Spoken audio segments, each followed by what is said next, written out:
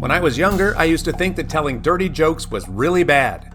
And if you laughed at one, the devils were just delighted. It turns out that our dirty jokes don't delight the forces of hell nearly as much as I thought they did. There's only one kind of laughter that makes them really happy. In the 11th letter, Screwtape explains the 4 different kinds of laughter. The patient has begun to hang around some new friends. Screwtape describes them as thoroughly reliable people, steady, consistent scoffers and worldlings, who without any spectacular crimes are progressing quietly and comfortably toward our Father's house. Apparently, Wormwood has described this group as being great laughers. Screwtape points out, though, that laughter isn't always in hell's favor. And then he goes on to consider the causes of human laughter: joy, fun, the joke proper, and flippancy. You will see the first among friends and lovers reunited on the eve of a holiday. Among adults, some pretext in the way of jokes is usually provided, but the facility with which the small witticisms produce laughter at such times shows that they are not the real cause. What that real cause is, we do not know.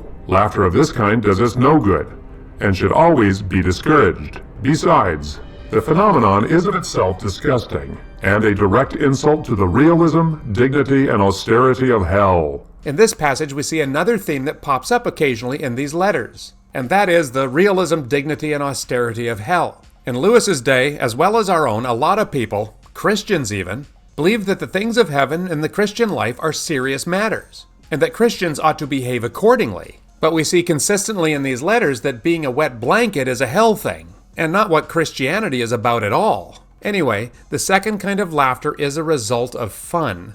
Fun is closely related to joy, a sort of emotional froth arising from the play instinct. It is very little use to us. It can sometimes be used, of course, to divert humans from something else, which the enemy would like them to be feeling or doing, but in itself it has wholly undesirable tendencies. It promotes charity, courage, contentment, and many other evils. So we have laughter that arises from joy, and laughter that is a result of fun. And now Screwtape goes on to the third kind of laughter, the one caused by jokes. This kind of laughter has its uses for the demons, but not in the way that you might think. The joke proper, which turns on sudden perception of incongruity, is a much more promising field. I am not thinking primarily of indecent or bawdy humor, which, though much relied upon by second-rate tempters, is often disappointing in its results. The truth is that humans are pretty clearly divided on this matter into 2 classes. Some people tell bawdy jokes because sex is full of incongruities. They tell them because sex is funny. But others tell dirty jokes as an excuse to talk about sex, to feed their feelings of lust. So the dirty joke really is only useful to the demons if you're of the second type. And then you shouldn't be telling those jokes. According to Screwtape, the most effective way for the devils to use the joke is in an entirely different direction. Oh, to understand this next quote, you need to know that the word mean means cheap or stingy. Screwtape says that for some, humor is the all-consoling, mark this, the all-excusing grace of life. Hence, it is invaluable as a means of destroying shame. If a man simply lets others pay for him, he is mean. If he boasts of it in a jocular manner, and twits his fellows for having been scored off, he is no longer mean, but a comical fellow. Mere cowardice is shameful. Cowardice boasted of with humorous exaggerations and grotesque gestures can be passed off as funny. Cruelty is shameful, unless the cruel man can represent it as a practical joke. The devils want us to use humor to excuse vice, the deficiencies in our character. I think that a slight derivation of this tactic is being used by the devils when we say, just kidding, or text JK. Screwtape puts it all into perspective. 1,000 bawdy or even blasphemous jokes do not help towards a man's damnation so much as his discovery that almost anything he wants to do, not only without the disapproval, but with the admiration of his fellows, if only it can get itself treated as a joke. And then we get to the worst of all, the worst kind of laughter.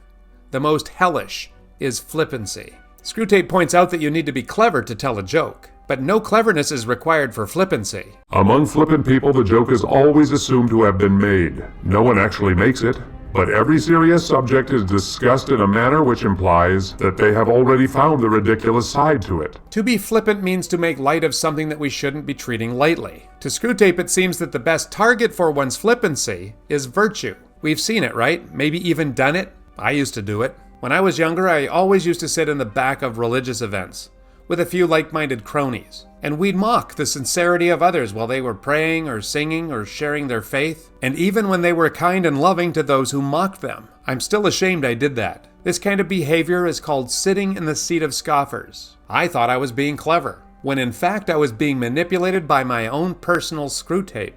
If prolonged, the habit of flippancy builds up around a man the finest armor plating against the enemy that I know, and it is quite free from the dangers inherent in the other sources of laughter. It is 1,000 miles away from joy. It deadens instead of sharpening the intellect, and it excites no affection between those who practice it. Wow.